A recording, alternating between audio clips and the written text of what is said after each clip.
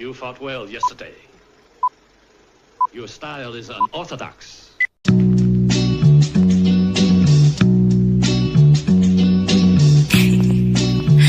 Scorpio.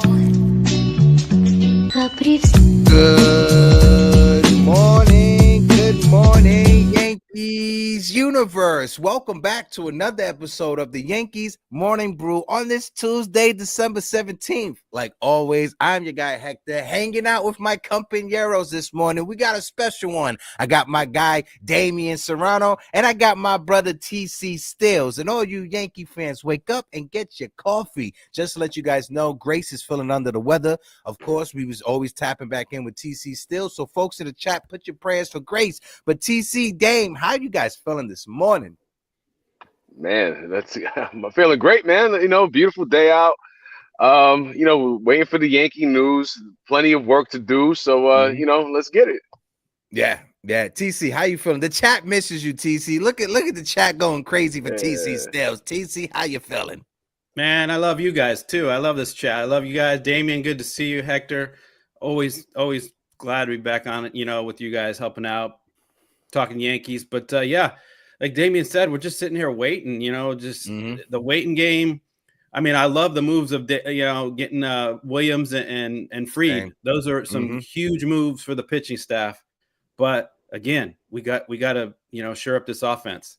And the longer we wait, I don't know. I hope these guys don't get scooped up because we're going to run out of options. So we'll see. Cashman, let's go. Work your magic. Yeah, shout out to the chat also before we continue. Shout out to Mac Miles is in the building. Mac, how you doing? Jake the Boss is in the building. My guy, Jacob Petrucci. Heck, is that food on your back? No, it's not food on my back wall. This is the old Dominican plate. If you guys know, you know, all right? This is ceremonial in a Dominican household. Shout out to my guy, Jacob Petrucci, that's in the background. Mi hermano de la isla, Medina. Building Medina. Ghost, how you doing? Ghost, if you're free to join us, Ghost, I sent you the link. Come on up and join the conversation. Stephen B is in the building.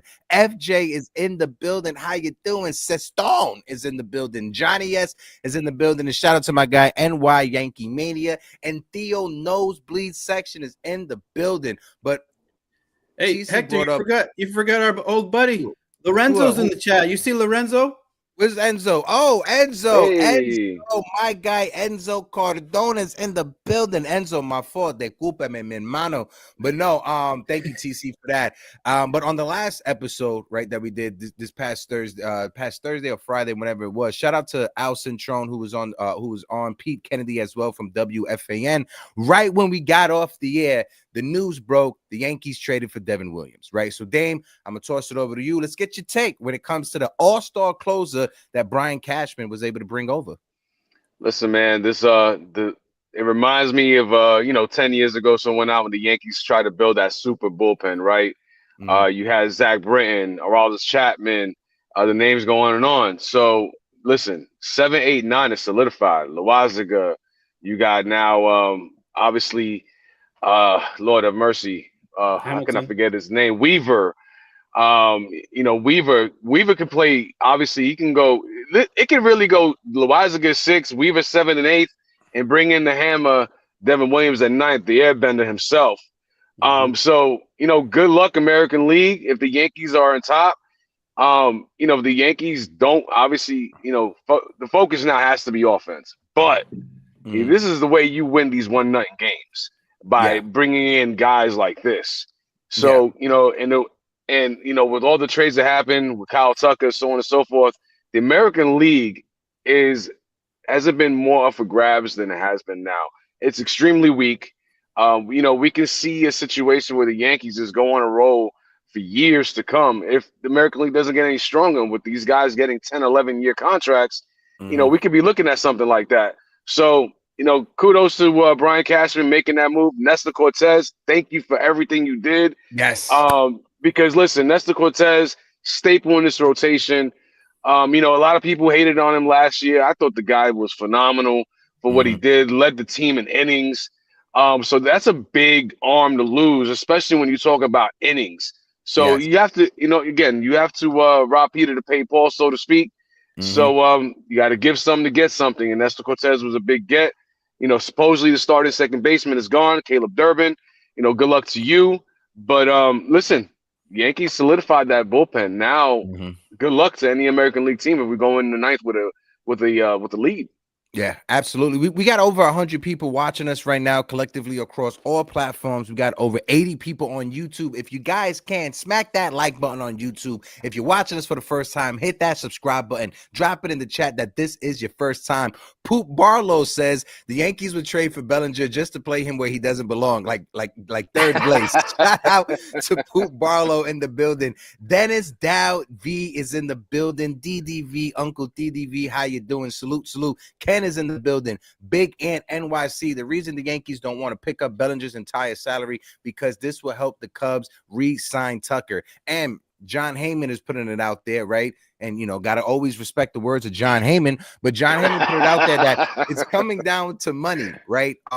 That's what's holding this up. Everybody in Major League Baseball, when it comes to media, when it comes to insiders, everybody is expecting for the Yankees to trade for Cody Bellinger, right? If you're both teams, if you're the Yankees, you understand that the Cubs, they're just trying to dump salary, right? So you could sit back and try to negotiate better. But if you're the Cubs, you understand that, yes, you're trying to dump salary, but at the same time, the Yankees desperate right now. The Yankees need to add offense. So if you're the Cubs, you're at a higher point of negotiation, right? If you come for like the power structure or whatever. TC, What's your thoughts on that? I'm gonna bring up Ghost in the building. Mr. Pete just said first time in the chat. Oh, Mr. Pete, how you doing? Welcome, Pete, Mr. Pete, the familiar. Welcome to the squad. I'm gonna bring up Ghost. TC, go ahead and kill it.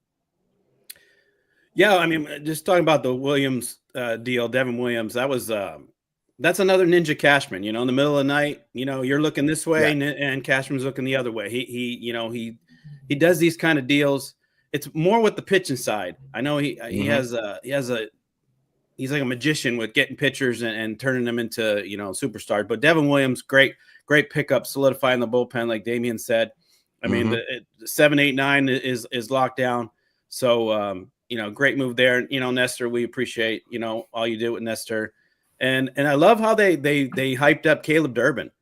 Yes. He hadn't even played one game for the Yankees, and he was a starting second baseman, and bye-bye, and they took him. So that was great. Great move there. But as far as the Bellinger deal, I mean, eating some of the money and this and that, the money shouldn't be anything with the Yankees. It really shouldn't matter.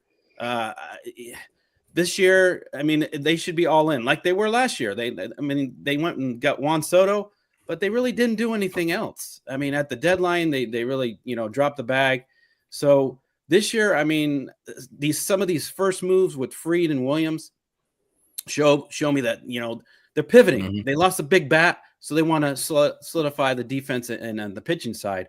But we got to get that lineup, right. And we have holes everywhere. I mean, there's holes everywhere. Getting Bellinger is great because it's, does he play left? Does he play first? I mean, there you have the versatility there. But it's going to take more than that. So I think once one thing goes, once they maybe get this Bellinger deal under wraps, other chips will fall where they may, and maybe they get Bregman, maybe they get, they look elsewhere. I don't know, but they need either a second baseman and third baseman. They need to figure out left field and first base. So there's a lot of things going on here, a lot of moving parts. No, definitely. Shout out to Kev in the chat. Says, Kev, no Grace today. Grace is feeling under the weather. So again, folks, if you can, drop the prayer emojis in the chat for our friend Grace so she can feel a little bit better. Ghost, I'll toss it over to you. We got over 100 people in the building. Smack the like button. Hit that subscribe button. Salute. Go ahead, Ghost. Well, I want to say first, good morning to you, Hector, Dame, TC. It's great to see you guys as always. They just announced the Max Fried signing on Twitter just a little bit ago. So very happy about that because everybody kept saying that he was injured, was taking so long. No, he's more than fine and he's 100% healthy. So let's settle down on that. So I'm excited for what's gonna happen. I heard last night from Jack Curry's hot stove about first base options and the market being a little bit cold because of the price. I don't know when it's gonna happen with Bellinger, whether it becomes available that he's signed and they trade for him or some sort, but the market right now is cold. And a lot of times, with this happening, with a lot of people wanting multi-year contracts, especially now with first basemen, it's becoming a problem, so they're probably just waiting on that. But I am excited to see what's going to happen because I do like Cody Bellinger, and the money situation shouldn't be a problem. And hopefully they get it situated very soon. And if not, then we might have to pivot somewhere else to getting like a Christian Walker, maybe even getting a Pete Alonso if the price is right. No.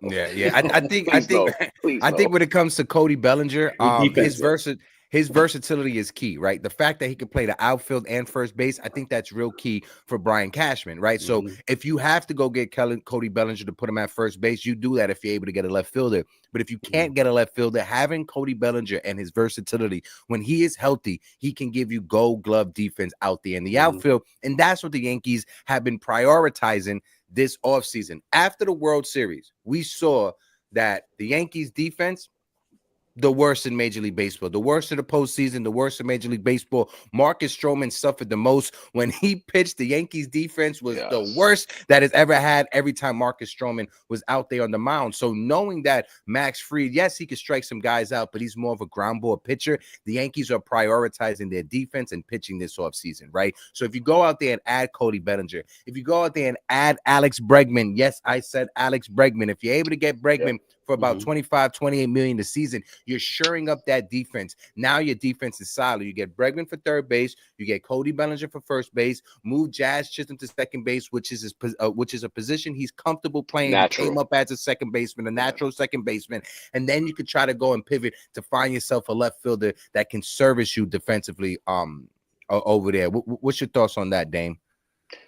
Man, listen. I had something in my mind, and we always want the Yankees to get creative, right? So, first baseman out there just reportedly, we don't know for sure, but reportedly just turned down an extension. That's Vlad Guerrero. So, if I'm Brian Cashman, I'm going to trade for Cody Bellinger. I'm then going to flip Cody Bellinger to the Toronto Blue Jays for Vladimir Guerrero. There's no chance for them to sign him whatsoever. They're not going to get him. So, Cashman, let's do this, man. Listen, the money's there.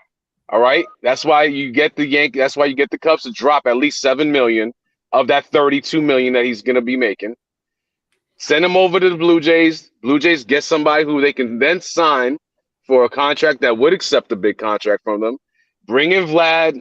Obviously, there's a risk there because, obviously, you got Steve Cohen again in the wings trying to get Vlad, Lindor, and Soto together, but it's a risk for the reward, right? So for me, I trade for Cody, flip him to Vlad. Now we got our first baseman. Sign Bregman at that point. I would sign Bregman. Listen, what happened in 2017 is 2017. The guy's an amazing fielder, third baseman. Like you said, Hector, you bring Jazz over to second, his natural position. And listen, man, that infield at that point is ridiculous, offensively and defensively. Not that Vlad is a great first baseman, but listen, he's serviceable. He's way better of a defender than Pete Alonso is, and I definitely would stay away from Pete Alonso. So please, Cashman, as desperate as you may get, do not sign Pete Alonso. I do not want that cornball on the team. He needs to stay on the other side. He's a cornball. Don't want him. Don't want to see him. Don't look good in any pinstripe. Thank you, Mr. Cashman. I'm just gonna say real quick, right? And first of all, shout out Big Ant NYC for the $5 super chat. Appreciate you helping us keep the lights on. And folks in the chat, if you drop the super chat, it gets priority over all the other messages. It will be highlighted on the screen. But Big Ant says, sign Kim from the Pods. I like Kim. I like that. Trade for Naylor or Yandy Diaz, then trade for Bellinger to play left field, moving the Martian to center field where he is comfortable. Those are all solid options. Just to touch on Damien's point real quick, and we'll keep the convo going. When it comes to Toronto, I'm putting this out there right now.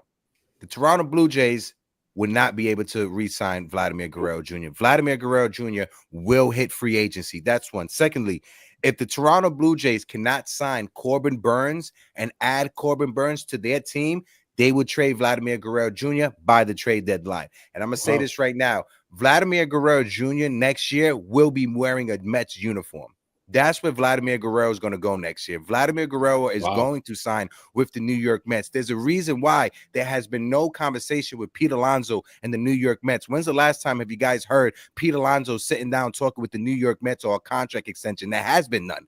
There has been no conversations with Pete Alonso and the New York Mets. There's been more conversations with Pete Alonso and the Seattle Mariners than they are with the New York Mets and Pete Alonso, right? So I just put that out there. That's what I said. It's all domino effects, right? If the Toronto Blue Jays are able to sign Corbin Burns, they're trying to convince Vladimir Guerrero Jr. to stay in Toronto. That's why they traded for Jimenez with Cleveland. They're trying to convince him to stay. If they cannot convince him to stay, Vladimir Guerrero Jr. will be traded at the trade deadline to another team. He's not signing a contract extension.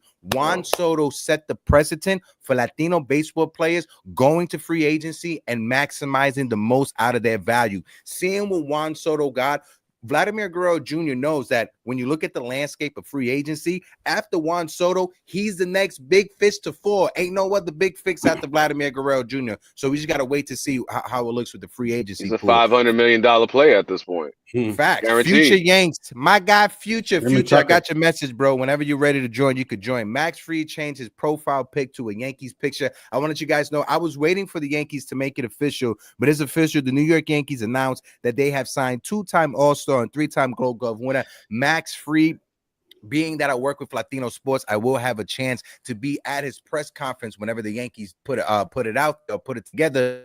So I'll let you guys know. You have exclusive content that you can only get here at Uptown Sports TV. No other channel out there is going to give you exclusive content from the Max Fried signing at Yankee Stadium. So I just want to put that out there. Smack the like button. We got over 160 people watching us collectively, over 125 on YouTube. We're sitting on 34 likes. If you guys can smack that like button, just throw the likes up. Throw the likes up. TC, I'm going to toss it over to you. Shout out to Ruben in the chat. How you doing? Ruben, where you been, brother?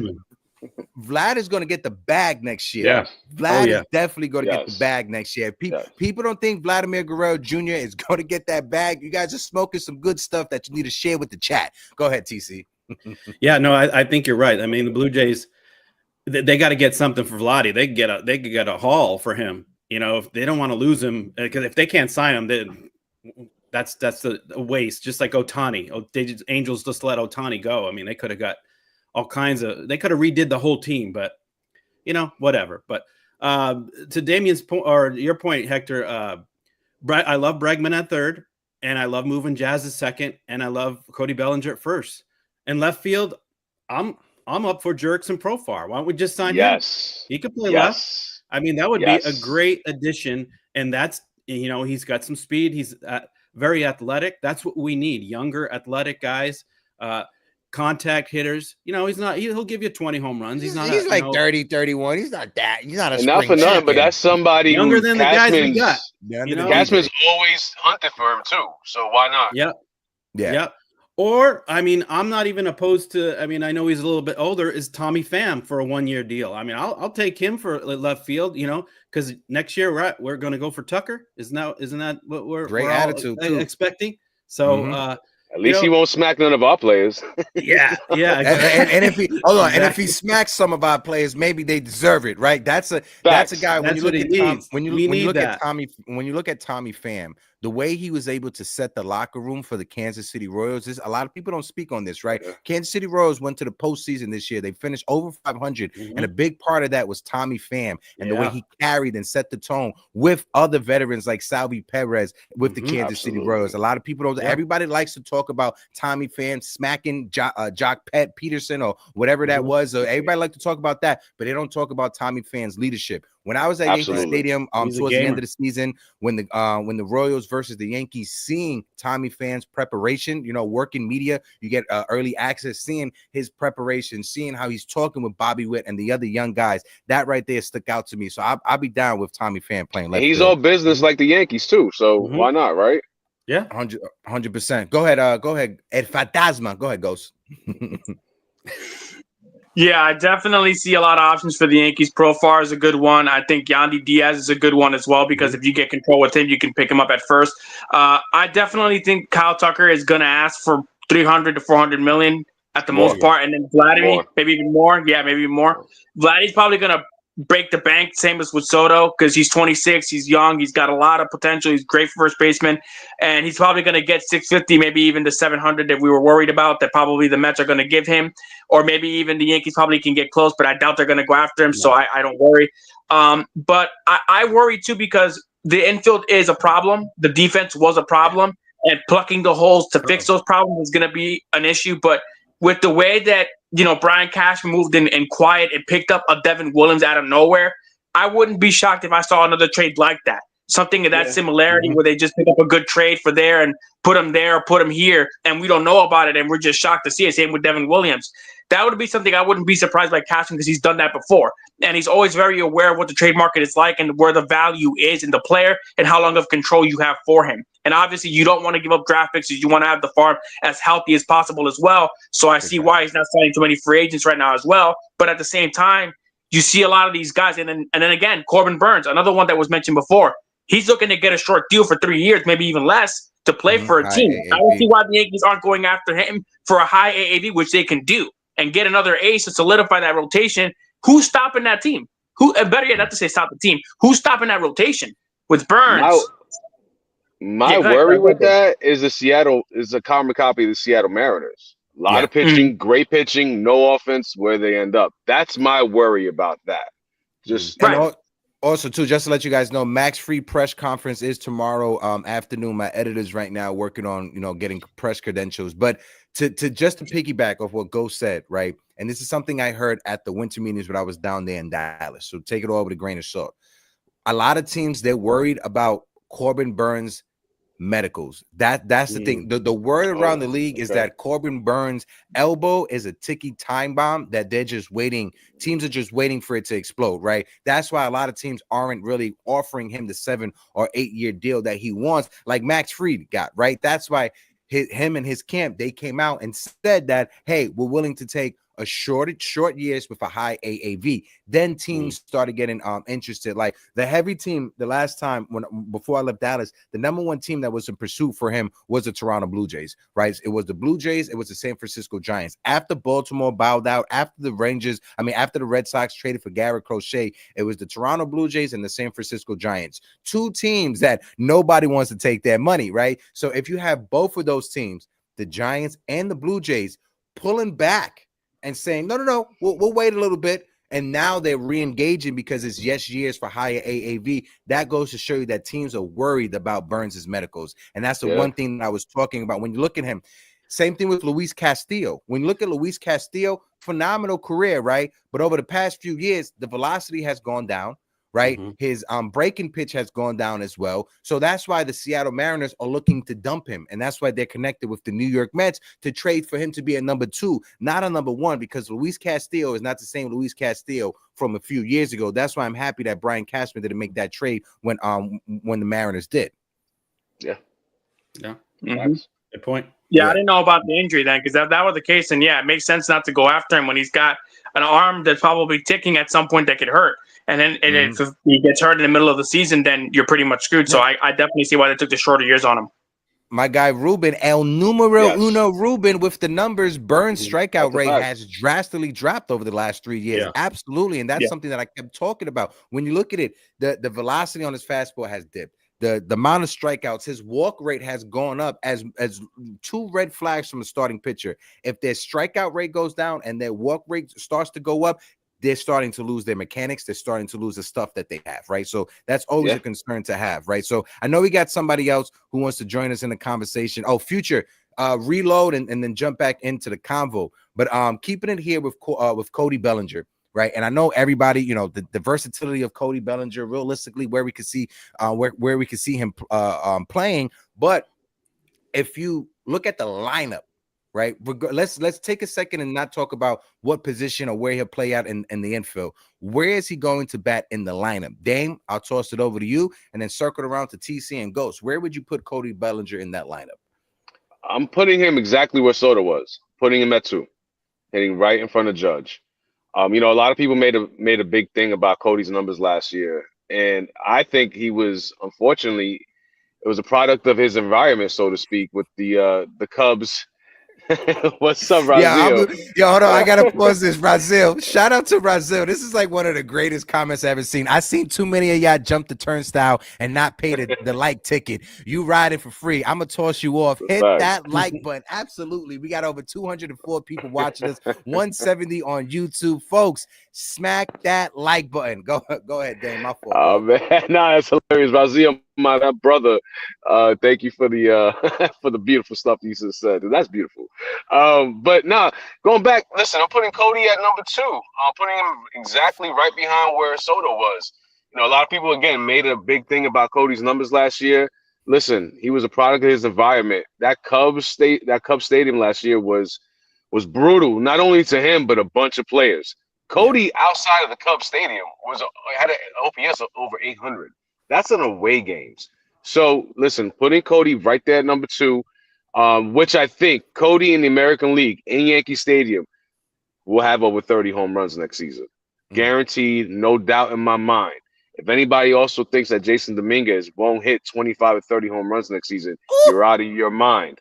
So listen, everybody's talking where you gonna get the offense from when it comes to Soto leaving. First of all, I wasn't on the show last week, so just want to say, Juan Soto, thank you, but go F yourself. All right, now I'm gonna leave that alone.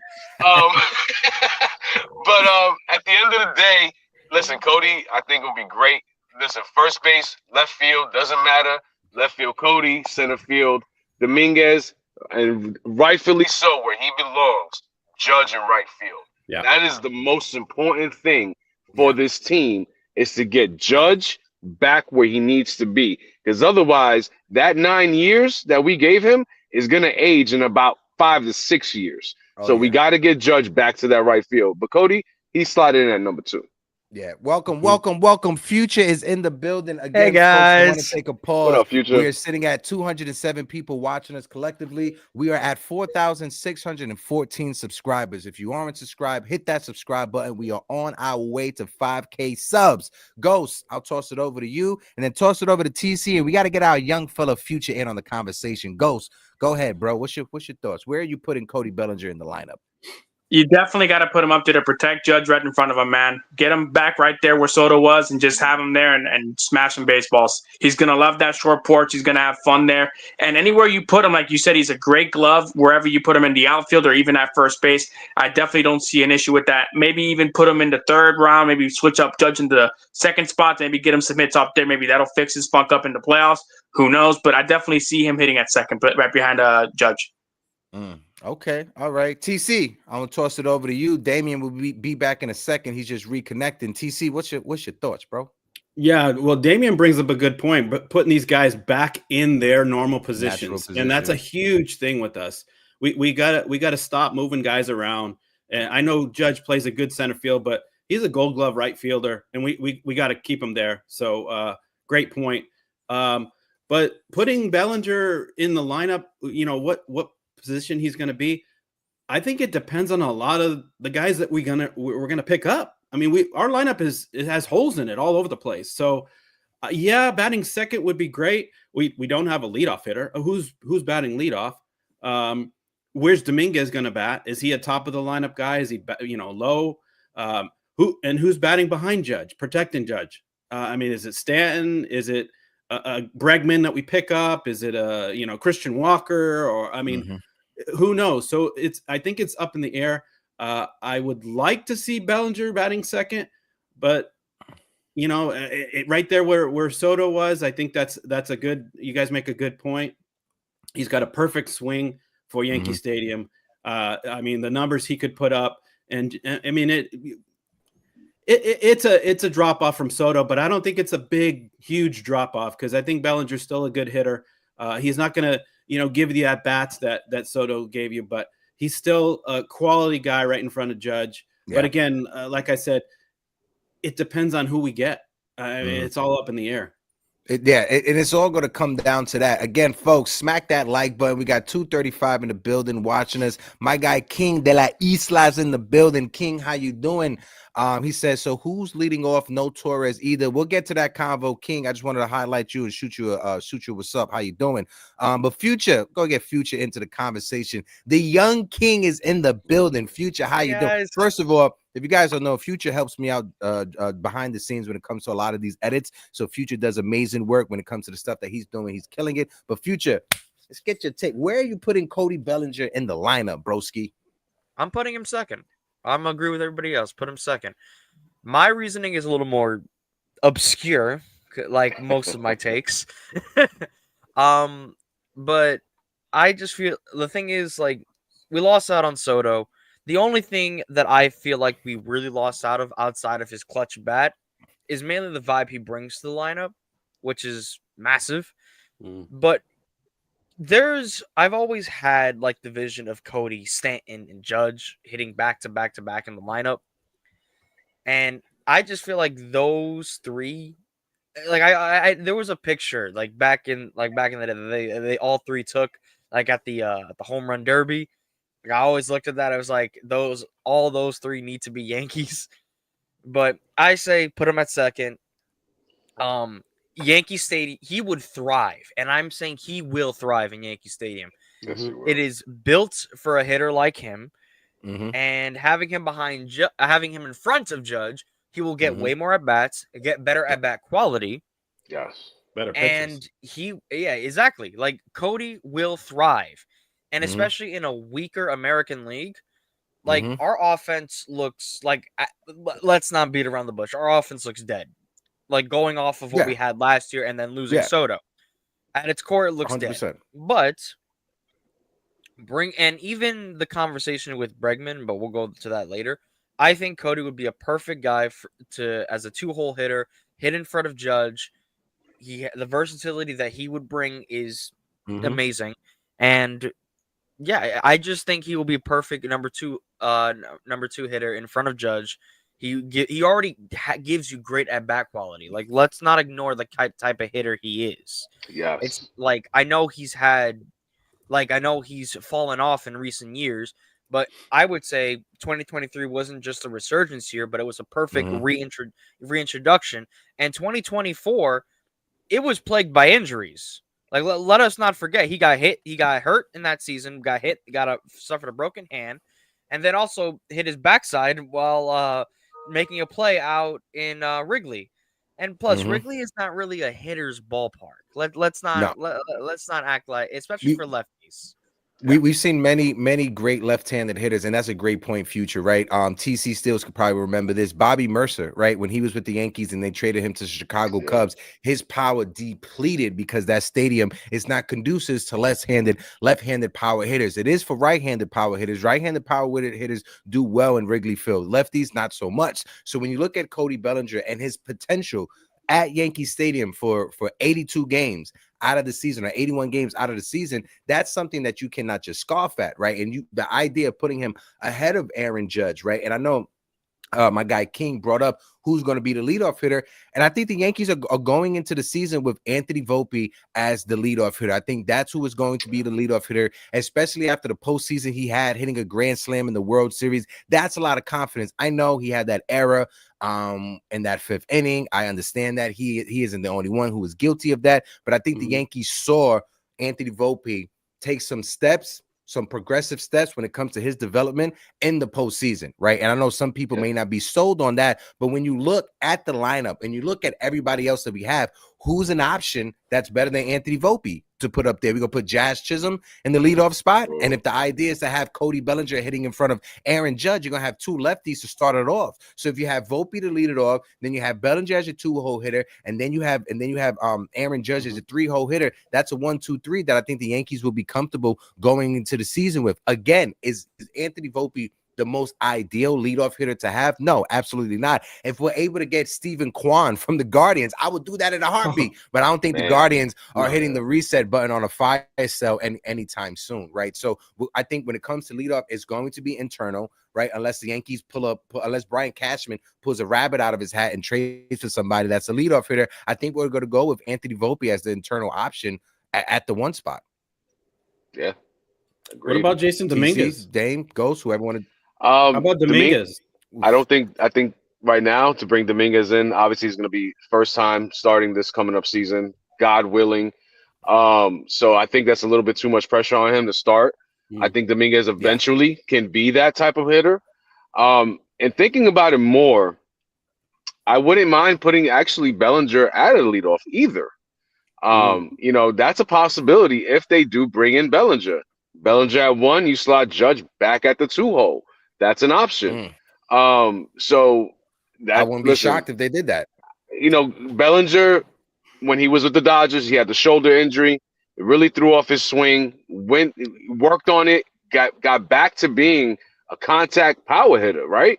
So he showed it last year. And guys, remember that series last year in Chicago, the wind, that was one of the 3 worst offensive games we possibly could see. Pitching was great, but you saw Big G hit a nuke that just dropped out of nowhere and didn't get nowhere. You know, looked like it was going to go 500, went 350. So, you know, thinking about it more clearly, if Bellinger does come and again, Cashman doesn't pull a rabbit out the hat, Bellinger could very well be the starting leadoff hitter for the New York Yankees coming up next season. And again, Judge slots at that number 2. That is a great possibility. Ghost, I'm gonna throw it over to you because I know we ain't get your take when it comes to Bellinger in the lineup. Where are you putting Belly in the lineup, Ghost? I told you he was second, right behind Judge. Oh, you did already. My fault. I had a brain fart. Yeah. But I did want to chime in on this though. I had an idea, and I know everybody's been mentioning this person's name, but again, I'm not saying he might be the leadoff spot, but I wouldn't be surprised if the Yankees made a trade to get a Nico Hoerner that could be our leadoff man. I wouldn't be surprised by that at all. He'd be a great leadoff hitter. I know he's a great glove, solid bat. I think if you really think about it, you add a Cody Bellinger, you add a Nico Hoerner into that trade. Whatever they decide to do with the money situation, that's between them and how they figure that out. But I think Nico Hoerner would make a lot of sense. If you really need a solidified leadoff hitter, you go with him. Then you put him right there at the front spot because he's made contact, he's got on base pretty quickly, and he's got a solid average. I'm not saying he's the greatest hitter on earth, but he is a very good at bat hitter. So I would see that to be a scenario if you don't want to trust Volpe at the leadoff spot. And I'm not saying he's not a good hitter because Volpe is a great hitter. When he gets on base, he's fantastic and he steals bases like nobody else. But if you really want to get a guy that can get on base as fast and as quickly, I'd go with Nico Hoerner at the leadoff spot if we were to trade for him. Now, this is the only thing with Nico Hoerner, right? And I'll throw it over to you guys to chime in after this. This is the thing with Nico Hoerner. Out of all of the players that are potentially on the block, Nico Hoerner is the cheapest, right? So if the Cubs, if their whole game plan is to cut salary and to dump salary, Nico Hoerner may be somebody they may want to hold on to because he's cheap. Somebody that they may be willing to give up in a trade. This is a guy that could play third base and play left field. He's versatile and he's a switch hitter. That's Ian Happ. The Cubs gave him a contract extension a few years ago. So if the Yankees are working out a trade for Cody Bellinger, hey, you guys trying to dump money? We'd love to take Ian Happ off of your hands at the same time. He could play third base. He could play left field. Gives the Yankees more versatility if you have to move guys around. Have Cody Bellinger be your first baseman. Ian Happ be your left fielder. And you can still bring in Alex Bregman to be your third baseman. I think that's a solid. I think that's a solid ad. When you look at Ian Happ, he is a switch hitter, which is something that the Yankees desperately need. Every Yankee championship team that is out there, right? Every Yankee team that is out there that's won a championship had a switch hitter in the lineup, had at least one or two switch hitters in the lineup. And I know Happ may have a contract extension. My guy Graham just put that in the chat. I'll look it up right now, but I'll toss it over to you, Future, and then toss it back over to TC and Dame to get their take. Go ahead, bro. Well, we also had a Puerto Rican, not to toot our own horn here. We also have a very good Puerto Rican in those lineups. But no, I'm gonna be honest with you. I'm not high on Nico Hoerner. Like, I'm really not as high as I thought I'd be. Granted, I know the kind of hitter he is. I think he would be perfect, but I'm not high on him. And if I'm being completely honest with you, it's the fact that I don't think the Cubs would trade him. Cody obviously is the one that makes the most sense, but Hoerner not so much. I don't see a future of Hoerner with the Yankees. So I would think that my personal thing is avoid Hoerner. And for the leadoff spot, I'm going to be honest with you. I think Volpe could be the leadoff man and very much will be. I believed in the kid from the very beginning. I even said it in one of my I even said it, and Hector knows. I've always said that I feel like Volpe could be a leadoff hitter for us. For Dominguez, on one hand, I think he's more of a 4-hole, 5-hole hitter. Yeah. I feel like with his power, it's better to leave him down there, especially if he does develop into the hitter we think he can be. Perfect to be behind Judge, especially considering Stanton is nearing the end of his. I'm gonna sit here and say he's nearing the end of his career. Like by 27, I feel like that's gonna be his last season, and he's simply gonna retire a Yankee in 2028. Maybe he signs like an extra one-off deal depending on how we're doing, but I think he retires a Yankee in 2028. Yeah. But I think Volpe will be the perfect leadoff hitter for us. His profile is a contact base running guy.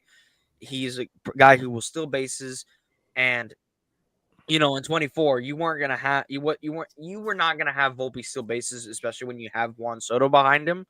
So that is where that argument came. But you can't make that same argument when you have Cody Bellinger and Judge. I know the type of hitter Judge is, but I think it's better that we have Volpe at the leadoff spot, gets on base, knows what he needs to do, steal bags if he needs to, and then Judge or Cody can drive him in. I know those two are high RBI guys too. So No, facts. TC, I want to get you into the conversation as well. Folks in the chat, we got over 350 people watching us collectively, 270 on YouTube. If you guys can, smack that like button. We're sitting on 90 likes on YouTube. Let's try to get to 200 or as close as we can to 200. So just smack that like button for you guys. Go ahead, TC. Yeah, so back, I don't know, Hector, you remember back when I started, I was always, saying that Volpe should be the leadoff hitter, back when he came up. Yeah.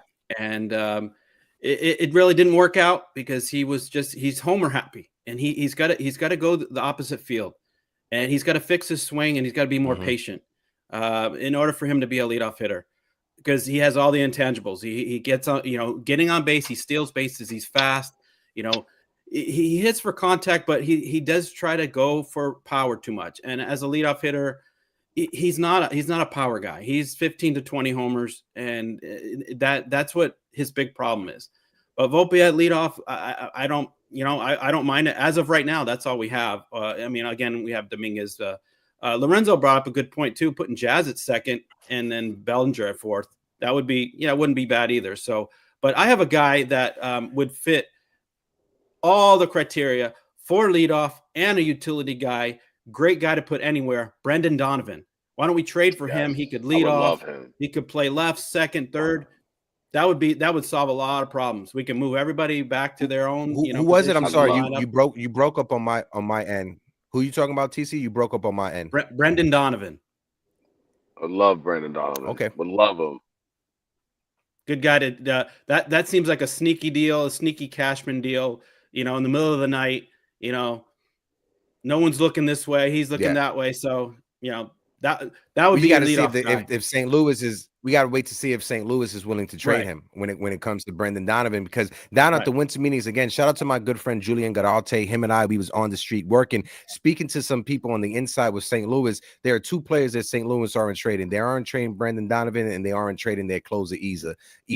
Those are two people that from sources inside of the St. Louis who covers St. Louis Cardinals telling us that, hey, those are two guys that they don't want to trade. But again, you never know, because everybody thought that Caleb Durbin was going to have a Yankeeography this year. Everybody thought that Caleb Durbin was going to have his jersey retired in Monument Park, but guess what? He got the fuck out of here so we can get an upgrade. Again, shout out to everybody that's in the building. Keep on hitting that like button. Keep on hitting that subscribe button. Go ahead, Ghost. I'll toss it over to you to get your thoughts on the convo. Yeah, that would have been cool to get Donovan, but St. Louis ain't trading him, and based off of what that price would be, it'd probably be very steep.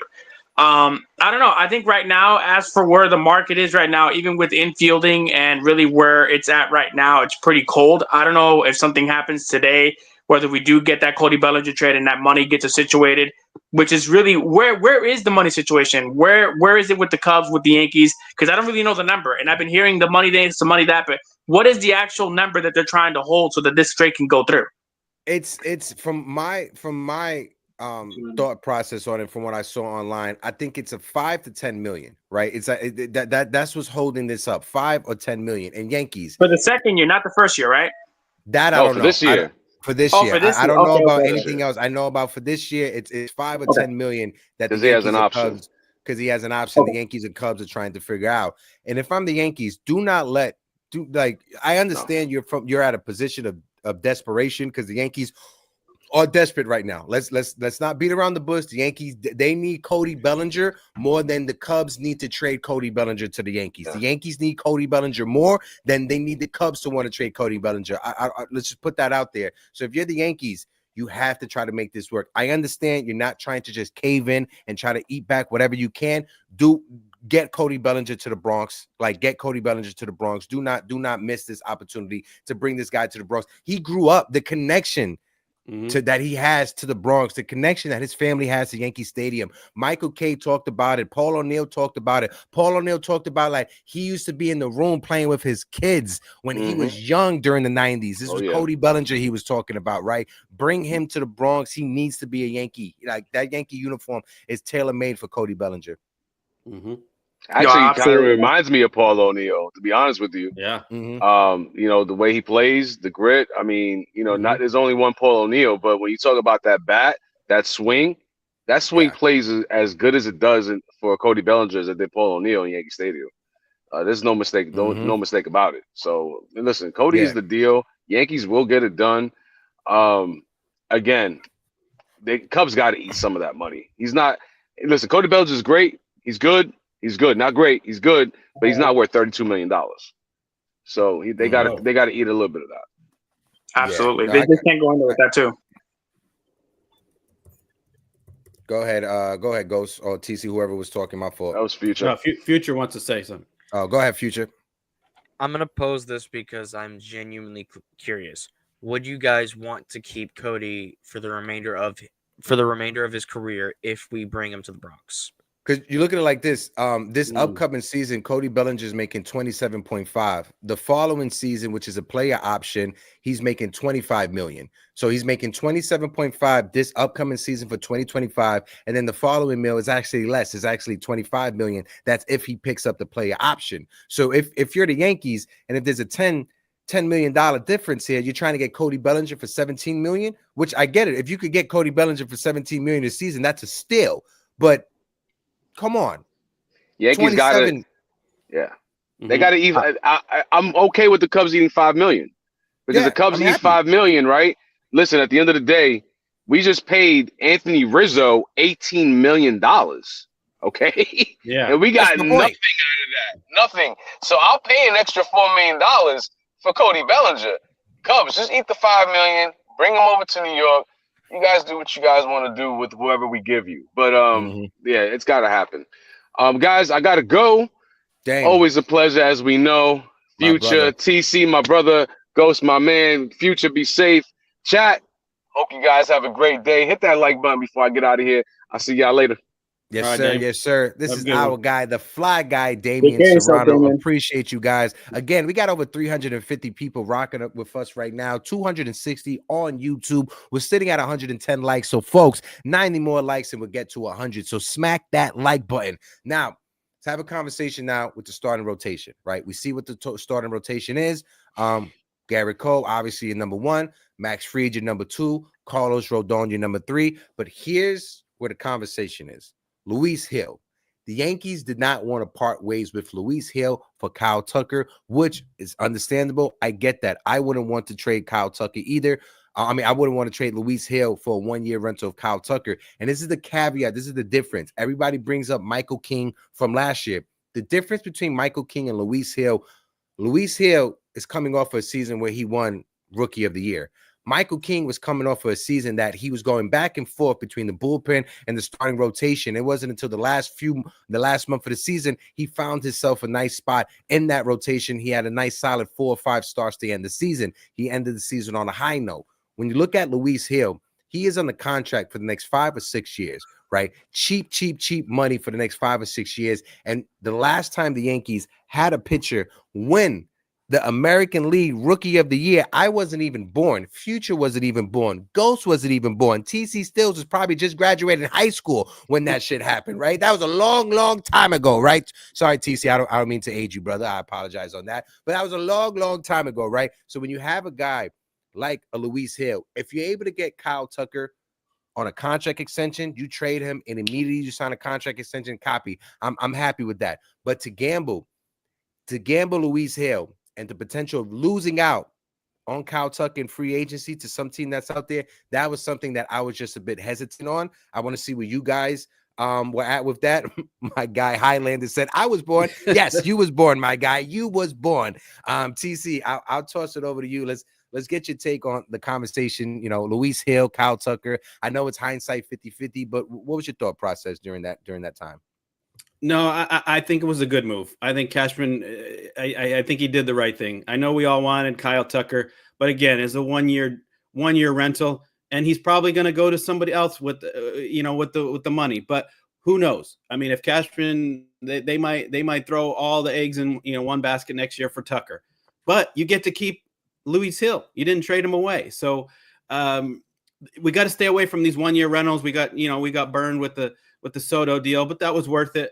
We got to the World Series. We're not going to talk about that anymore. But anyway, I like the fact that they kept him. He's got 5 more years of control. Good young pitcher. Get his control under wraps, and he's going to give you 15 to 16 wins a year. Strike out a ton of people. I don't know about his innings. They might have still limits on him, 150 to 175. I don't know. He's not going to give you Garrett Cole numbers, over 200 innings, but he's a damn good pitcher in the back of the rotation, 4th or 5th. I mean, this guy, he could be an ace next year. He could be. I mean, he's got ace stuff. But it's definitely a good move. And then Schmidt as your number 5. I mean, our starting pitching is great. We have depth. We have we still have Stroman, but I think he needs to go. I think we need to trade for another arm, maybe in the bullpen. But no, good Cashman. You're starting to make me believe. You held on to him, so getting free to Devin Williams is A+ in my book right now. So Cashman's looking good. Let's just get some offense going. And Brian Cashman, we trust. And Brian Cashman, we trust. I'm coming around, Hector. I'm coming around.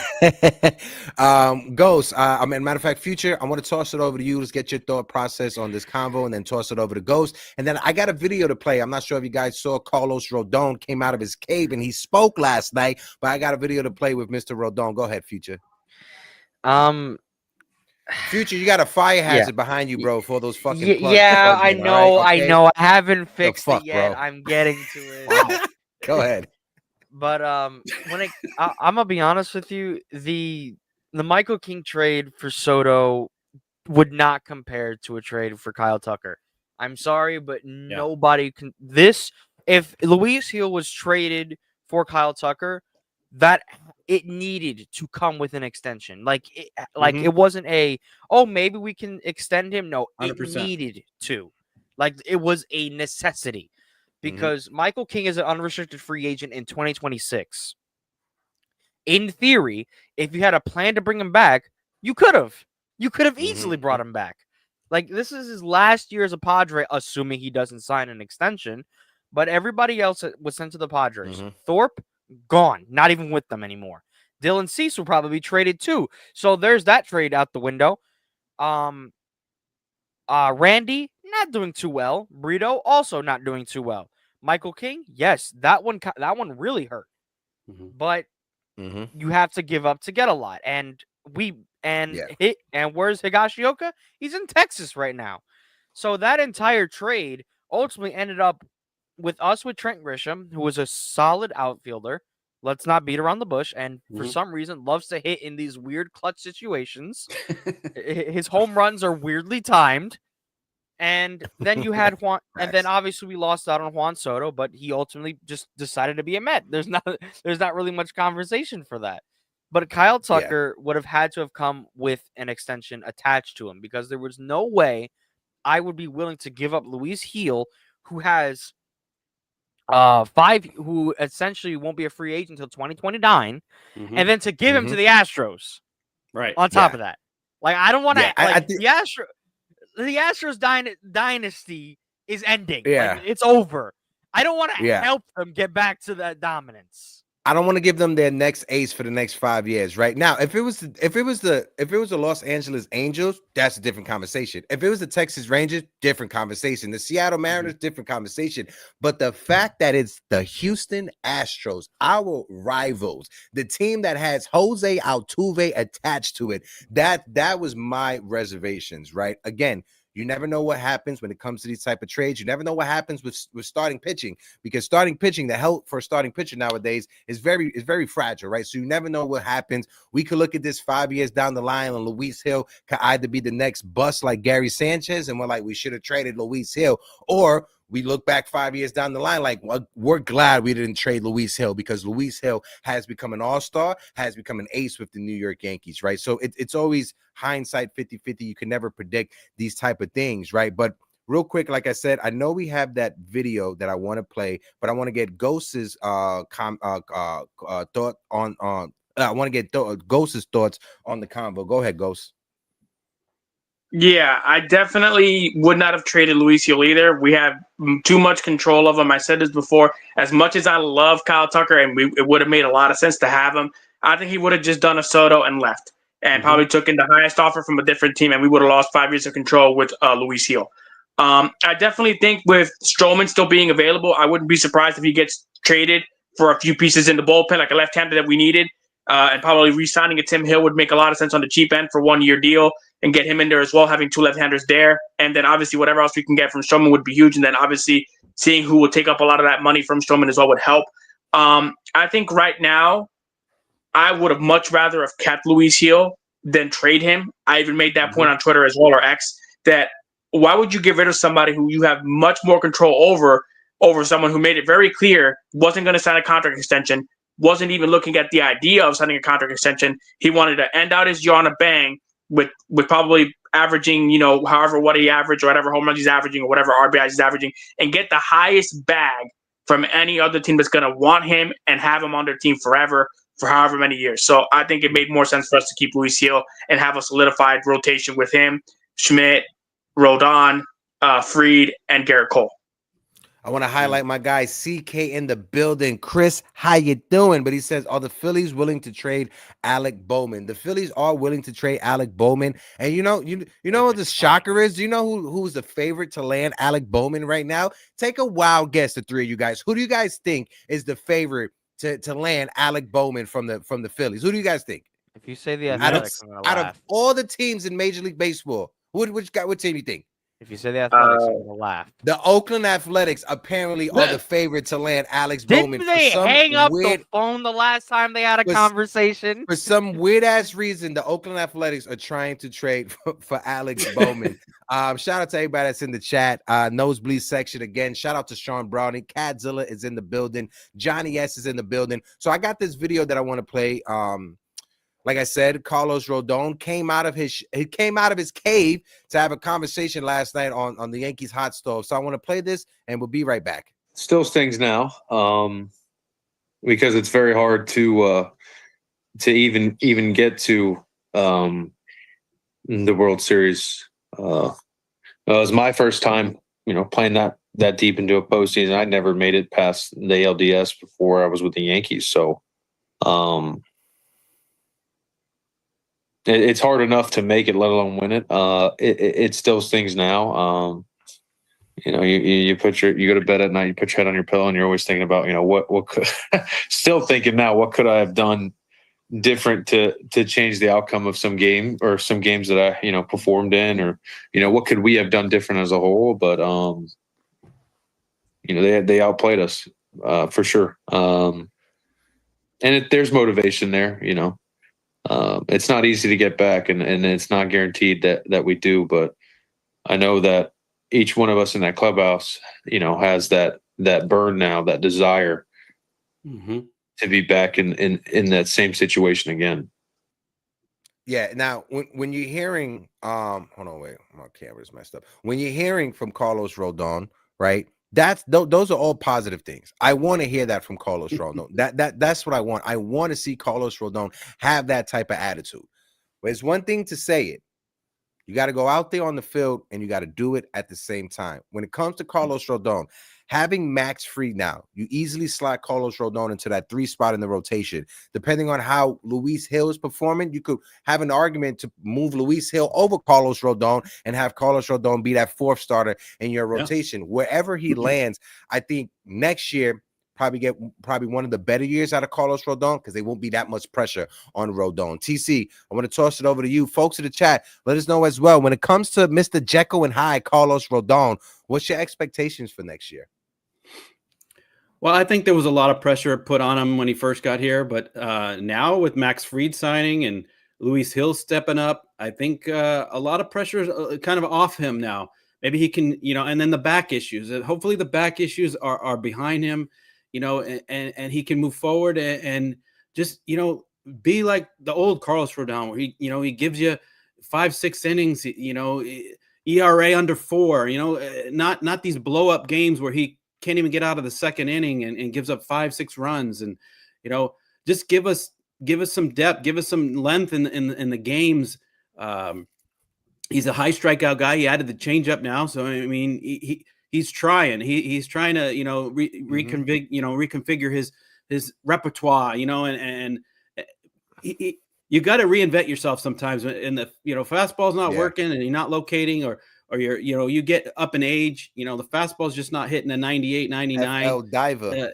It's you got to do what you got to do, but you might be right. He might be slotting in the number 4 spot, and having a Carlos Rodon in your 4th spot. I mean, that's a luxury for the Yankees. So, yeah. I mean, I wouldn't even mind if they, there's a guy out there that I really wish they would go after. I know they have a lot of pitching, but I would really get Walker Buehler and sign him for a 1 or 2 year deal and put him at the back and move Clark Schmidt maybe into the bullpen and then just really lock down that rotation.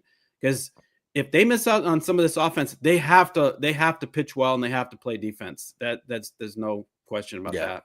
Yeah. Now, listen, I like Walker Buehler. I would love that. Low risk, high reward if you're able to catch lightning in a bottle with Buehler. But I can see Buehler going either back to the Dodgers to try to defend that championship, or a team like the Mets will give him a little bit extra money that maybe the Yankees aren't comfortable with giving him. Ghost, throw it over to you. When it comes to Mr. Carlos Rodon, what's your thoughts?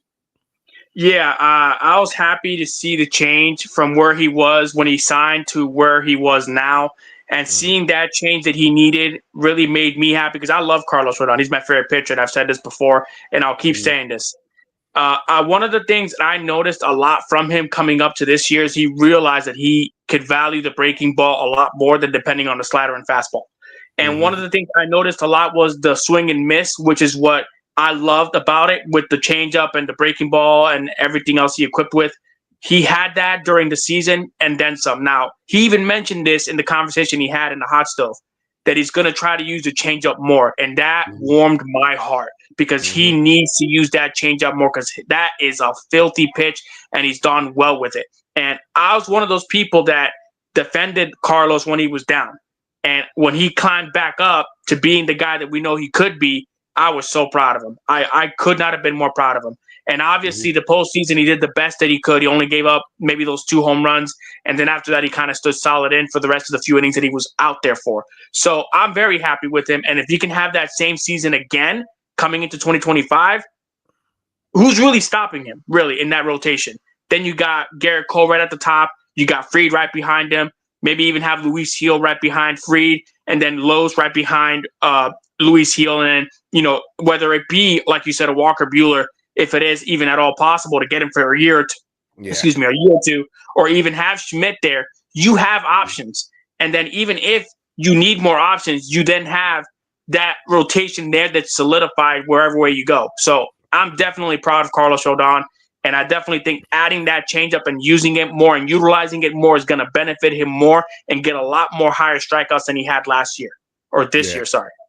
I want to shout out the people that we got watching. We got over 100 people on Instagram watching us right now. We got over 200 people on Twitter watching us right now. Over 250 people are watching us on YouTube. If you guys can, smack that like button on YouTube. Hit that subscribe button. We're at 134 likes. If you hit that like button, it helps us when it comes to the algorithm. That shows that people like us and people want to view us and people want to join the conversation. So help us out. Shout out to Heath and Hawk that's in the building. My guy FL Diver's in the building. FL Diver, haven't seen you in a minute. I hope all is well. Sean Browning is in the building. Hector Cruz is in the building. Shout out to my guy King de la Isla. I love this profile pic. He got both of the flags. If you know, you know. Only the real bodies know, like me and Ghost. Shout out to Yaguala. Stephen B is in the building. Shout out to Stephen B as well. Seston is in the building. Of course, we got to give it up to Razil the Great, one of the top ones that is here. Of course, Lorenzo Cardona is in the building. Again, if you're watching this for the first time, let us know. Put it in the chat that this is your first time so we can welcome you to the squad. We can welcome you to the familiar over here at Uptown Sports TV, where we bring you the best Yankee content, Knick content, and Jets content that's out there. Talking about the Jets, if any of you guys are Jet fans, I'll be at the Jet game this upcoming Sunday. I'll be working media with Latino Sports. So if you're in the building, reach out to me so we can meet up. Future. Let's get your thoughts on the Future over there looking like a ninja. Go ahead, Future. Let's get your thoughts on Carlos Rodon, bro. I'm gonna be honest with you. When we first got, like I said, I think he is rounding out, and especially now he's adding. Thank you for the like. My fault. Go ahead. And especially that he's adding more pitches to his mix, so his arsenal is growing. He's not just, and even in that interview he had with I believe with Jack Flaherty, on the hot stove, he discussed how his pitch mix was just fastball slider. Like it was just like those two pitches. That's it. Incorporating a changeup, incorporating maybe other pitches that he could add to his arsenal. That would turn him into a more dominant pitcher because, as we know, left-handed pitchers in Yankee Stadium, they thrive. Mm-hmm. I mean, look at Andy Pettit. Do I need to say anything else? I mean, left-handed pitching Whitey Ford thrives. Whitey right there. Like lefties thrive in Yankee Stadium. So it is always best to have a strong lefty. And having Fried now, look, people are going to jump on us for Max Fried because of his injury history, and they say, oh, the forearm issue. But I'm not too worried about it. Because the thing is, even with his forearm injuries, he still produced 29 starts at least. Like he had a lot of innings for somebody who got hurt a lot. Those don't coincide. So those injuries, they don't last long, and he gets back quick. So as long as he's ready to go for October, you have an ALDS or even like a wild card. Let's say we have to face in the wild card. You have a wild card series. You got to face Cole and Fried back to back. Like that's going to be a tough battle right there. Yeah. Then on top of that, then you have to face. Then in the ALDS, you have Cole, Fried, Rodon, and if Rodon continues to bounce back like he did in 24, not really hard series to wiggle around. And then what? The CS and World Series, you have Cole, Fried, Rodon, Heel. I mean, you're looking at a very dominant. This is a very dominant rotation. Mm-hmm. All we really need is to do because in 2023 we were projected to have the best rotation in baseball. It fell apart. We all know how 2023 came about. To not make the same mistake, make sure you have good offensive bats and be solid defensively. Yeah. I think the defense is going to be key, especially after last year, right? Again, no shade and no knock on Gleyber Torres, but Gleyber Torres was the worst defensive second baseman in Major League Baseball, and it showed when Marcus Stroman was on the mound. And you saw the frustration from Marcus Stroman.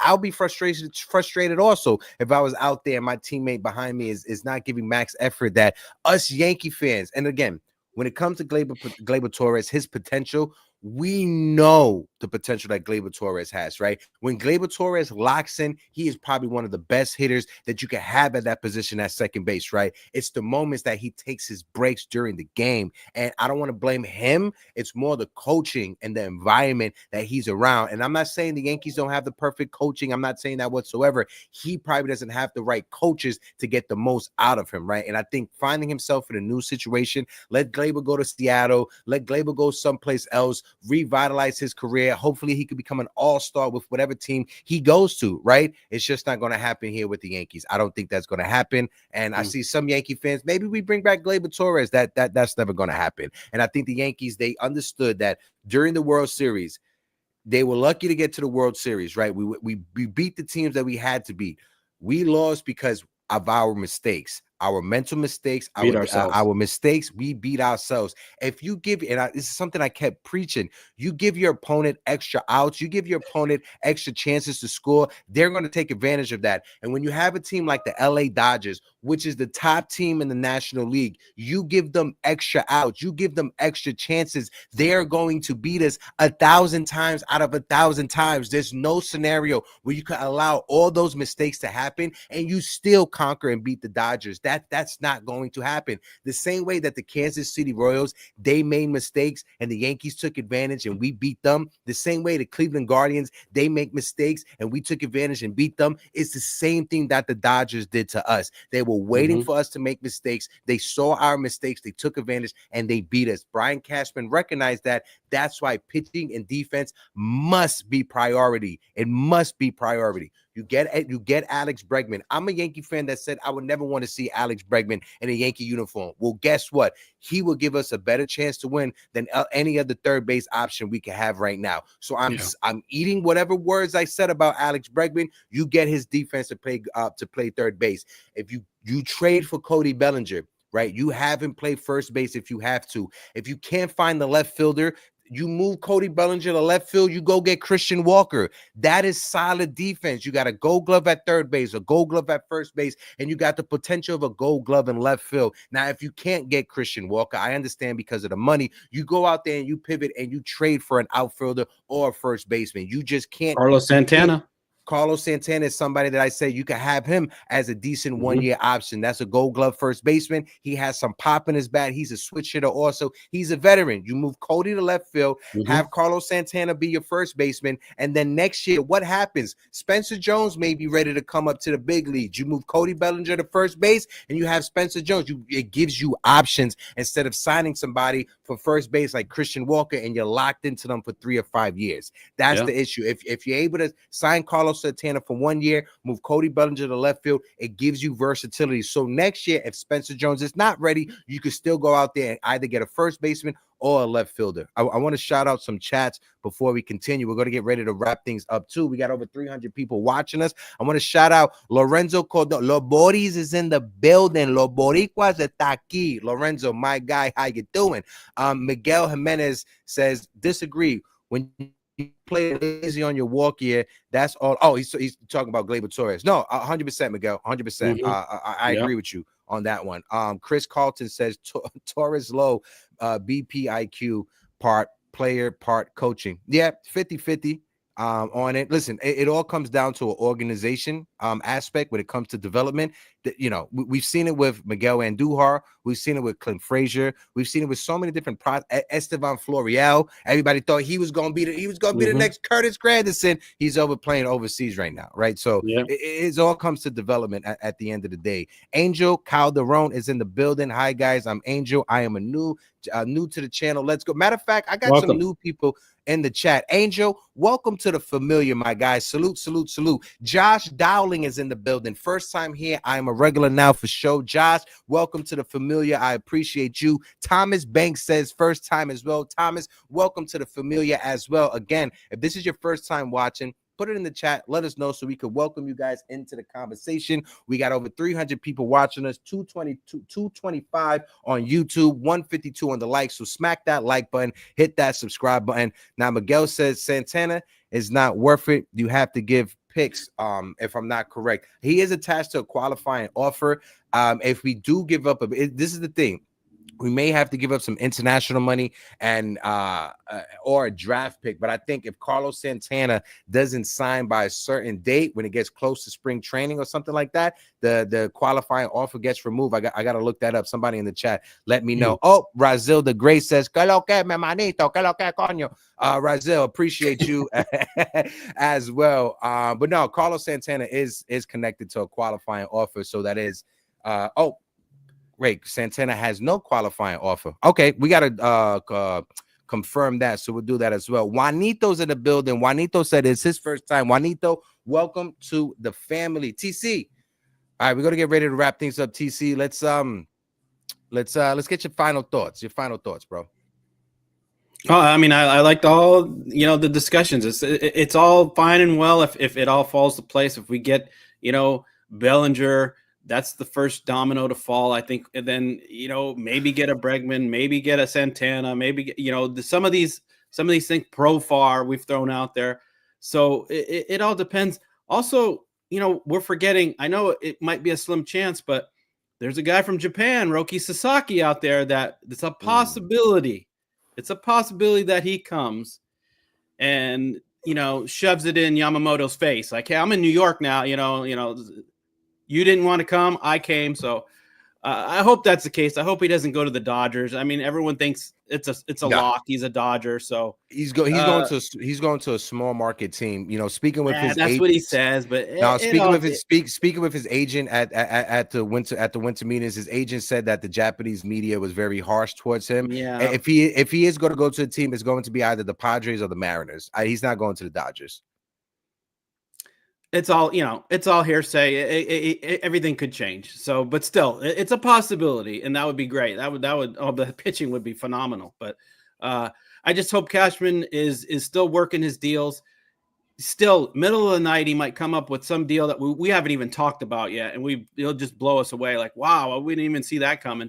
Kind of like the Devin Williams. But the offense got to be improved. The defense, like we said. The pitching, I'm okay with the pitching right now. Mm-hmm. Bullpen needs a couple tweaks, maybe a lefty, sign a Tim Hill, maybe. I don't think we're going to get Tanner Scott, but Loaizaga and Weaver and Williams at the back end really looks good with our starting rotation. So we'll see. We'll see what happens. From the looks of it, just the button. From the looks of it, Santana is not attached to a QO. Christian Walker, on the other hand, is. Okay. Thank you, Future, for clarifying that. Ghost, man, Mano, what's your thoughts on the conversation as well? L.I. Yankee King, yes. Shout out to L.I. Yankee, the only troll in the Yankee universe I acknowledge is my guy L.I. Yankee King. Yes, his agent did say that Roki could handle playing in the New York market. Absolutely, I had to put that out there. Go ahead, Ghost. Later, I definitely. I'm excited to see what happens. Obviously, hopefully, whatever happens, whether it is Bellinger coming to the Yankees or us getting Bregman or us getting more improvements in the bullpen. But the only thing that I am concerned with is Garrett Cole's health, because obviously a lot of concerns with his elbow still being injured and fractured to some extent is my concern. Because the last time we heard about his elbow, he was in LA getting a second opinion about his elbow, saying his elbow's fine.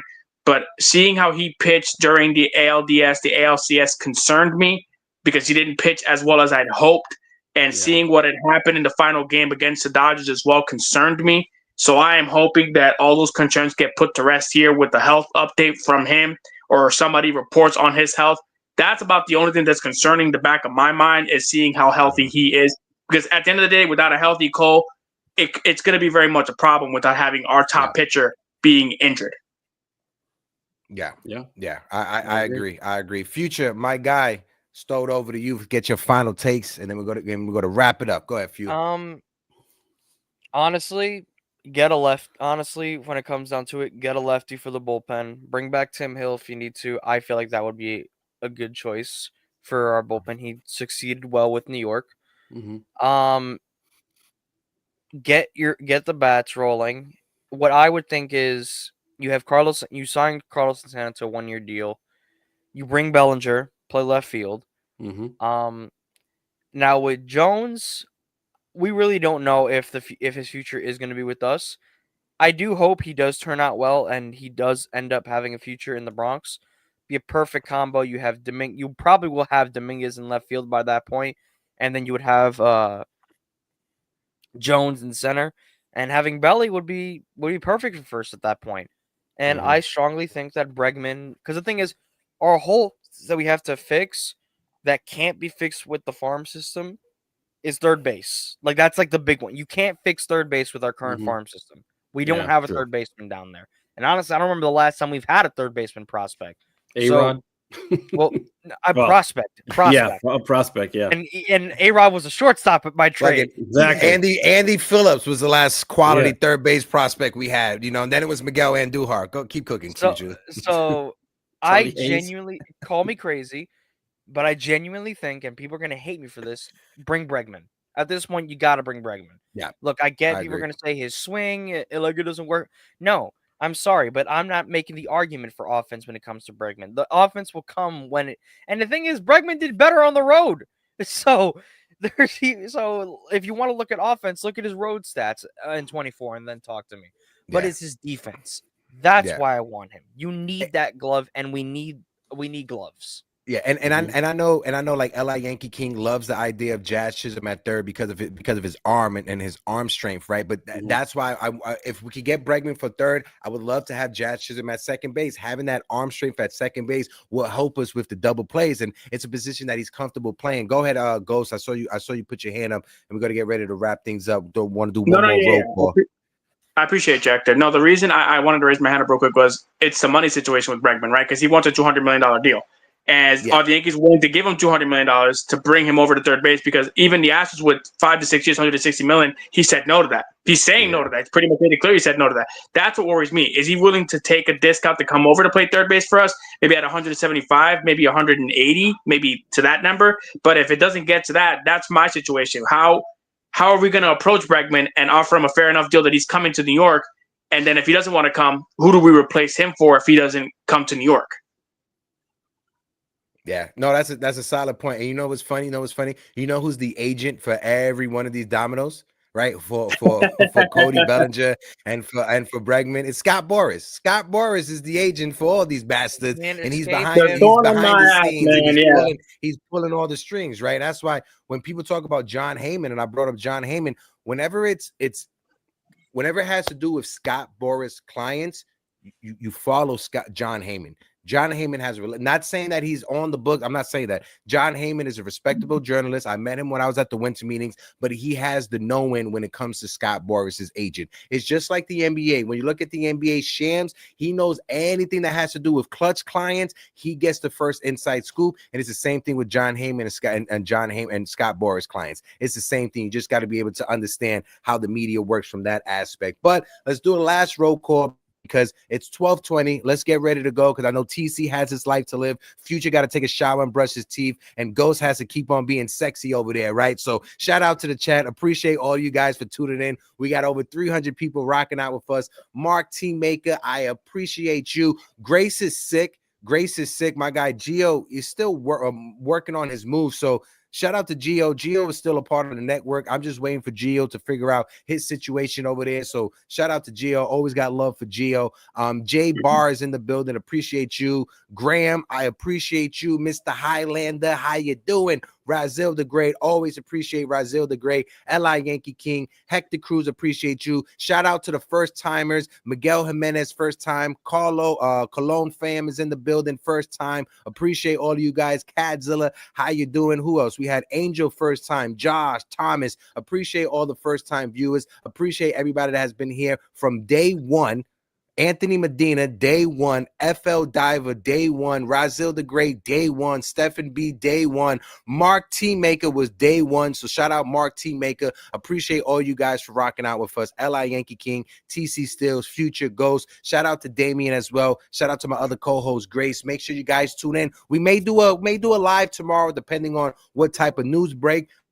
But we will have a Knicks show later on tonight. Knicks and Fuego, 6:30 later on tonight. Lorenzo Cardona, I appreciate you. I'll see you on Sunday at the Jets game. Make sure you hit me up again. I'll be working media at the Jets game coming up. So make sure you guys, if you're in the building, run down on me so we can take some pictures. And until next time, drink some water. I'm Hector.